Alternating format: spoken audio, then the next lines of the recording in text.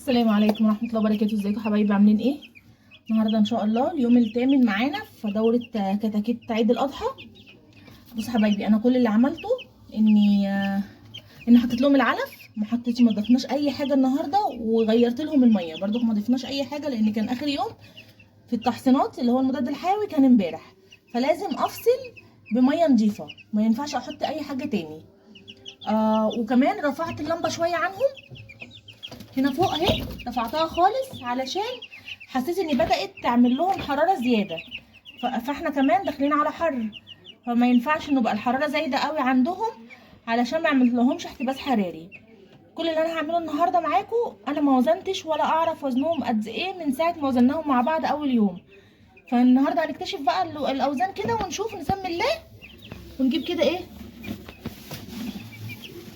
بسم الله.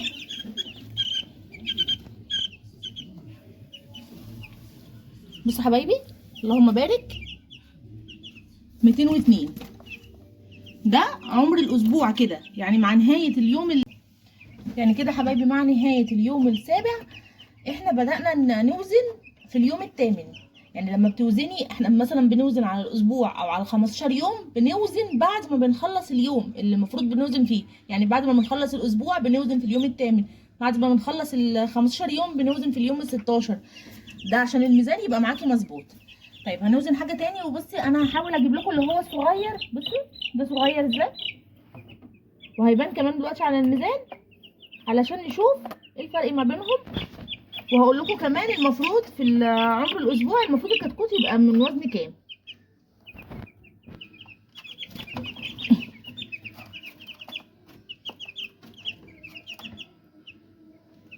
بصوا حبايبي، 121، وزنه صغير جدا.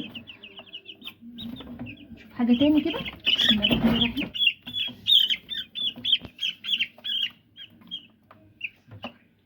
انا كنت قايله لكم امبارح، بص اللهم بارك، ده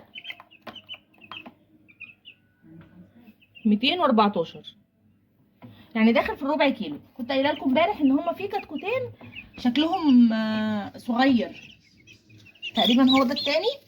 هنشوف برضو وزنه كده وصل لحد الكام. 143، ده كتكوت الصغير التاني. الاوزان الباقيه كلها يعني اللهم بارك يعني قريبه من بعض، او في الشكل يعني شكلهم قريب من بعض، لان بصراحه معرفش اوزانهم ايه. بس ده حبايبي برضو 214. شوف كده حاجه تاني.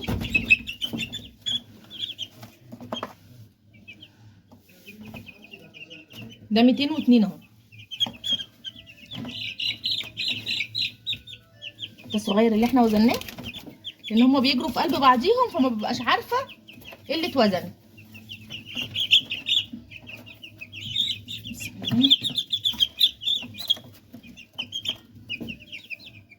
بصوا حبايبي، دي شوفها 7 ولا 8 ولا دي 7، يعني 174. ده كده 174. عشان بصوا انا لو لمست ثواني بس عشان ما يجريش، انا لو لمست الميزان كده اهو بيطلع على التمانية على طول، فدي 7. طبعا انا معرفكم ان اساسا الميزان عندي بيقطع حته من الرقم، مش عارفه ليه. ان شاء الله ربنا هيرزق وهجيب ميزان جديد باذن الله. فدي كان الفيديو بتاعنا يا حبايبي النهارده. طيب انا كنت بقول لكم ان عمر الاسبوع المفروض الكتكوت يبقى وزنه قد ايه. الوزن الطبيعي اللي بيشتغل بيه المعامل او المزارع بره، المفروض ان في العمر ده بيبقى 160 جرام. 160 جرام. لا لكن احنا كبيوت وكالجو حر، لو وصل معانا لل 140 جرام عمر الاسبوع حلو قوي، حلو قوي. بس حاولي انك تبقى مظبطه لهم الفرشه بتاعتهم، الحراره بتاعتهم. طيب انا هنا عندي تفاوت في الاوزان ليه، او الكتكوتين دولت متفاوتين في الاوزان ليه؟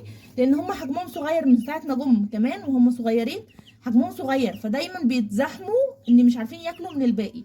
فانا كل اللي هعمله باذن الله على بكره او بعده بالكتير قوي ان شاء الله، انا هغير المكان بتاعهم، هوسعه لهم وهنزل لهم علافه تاني زياده علشان يقدروا ياكلوا براحتهم.